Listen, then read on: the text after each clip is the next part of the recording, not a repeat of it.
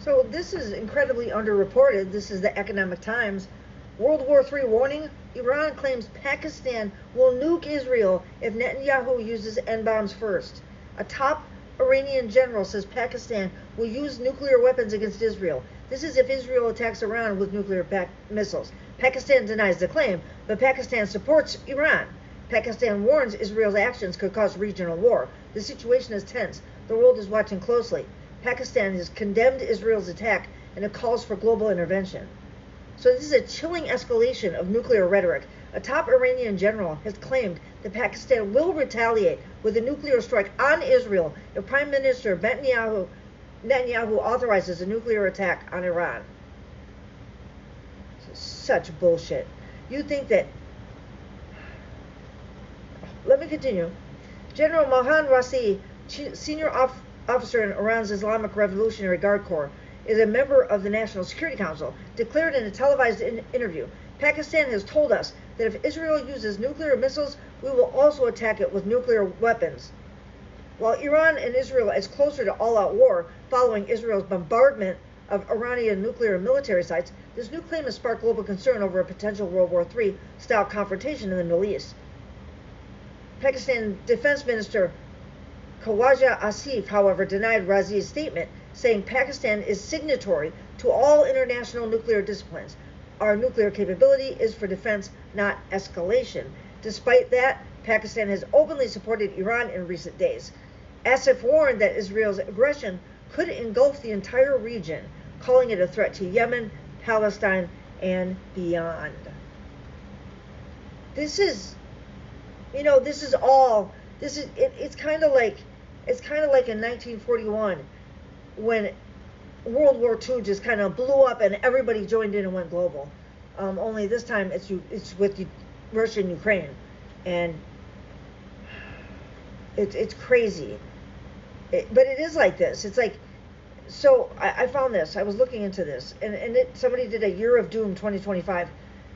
Viral posts highlight the 2025 calendar mirrors 1941, the year of Pearl Harbor, sparking fears of repeating history. While the calendar alignment is a mere coincidence, it serves as a reminder of past global upheavals. The article urges focusing on present challenges like climate change and geopolitical tensions, advocating for informed action rather than succumbing to superstitious anxieties. Is 2025 destined to echo one of the darkest years of modern history? According to viral posts on TikTok and Reddit, 2025's calendar is an exact match to 1941, the year the Japanese attack on Pearl Harbor pulled the United States into World War II. For some, the eerie alignment feels more like a coincidence. More than a coincidence, it feels like a warning.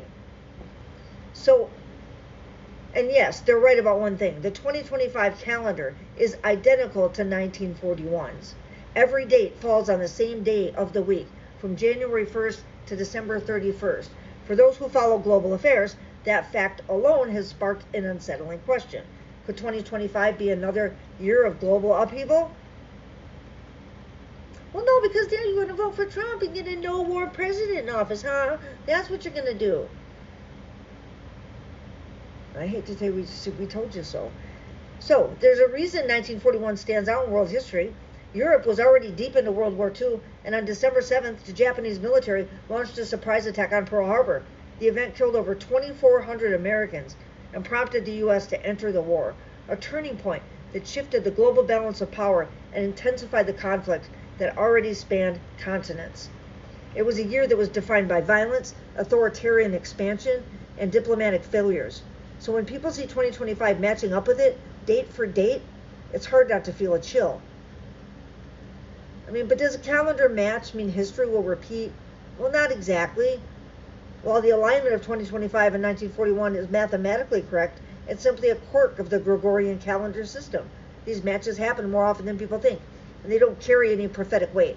Matching weekdays and dates do not equal matching events. The tragedies of 1941 weren't caused by the calendar. They were the result of political miscalculations, global tensions, unchecked aggression. Can you throw some racism and anti-Semitism, bigotry in there? In contrast, 2025's biggest threats, Climate instability, geopolitical rivalry, and AI ethics are very real, but they're modern solutions, not superstitious fear. Why is the theory going viral anyway? Well, despite the logic, the idea is catching fire online. On platforms like TikTok and Reddit, threads like Our Decadology, our users are sharing theories with titles like History is Repeating Itself, Look at the Signs. There's something about a calendar match that gives people a neat, ominous narrative in chaotic times. And that makes sense.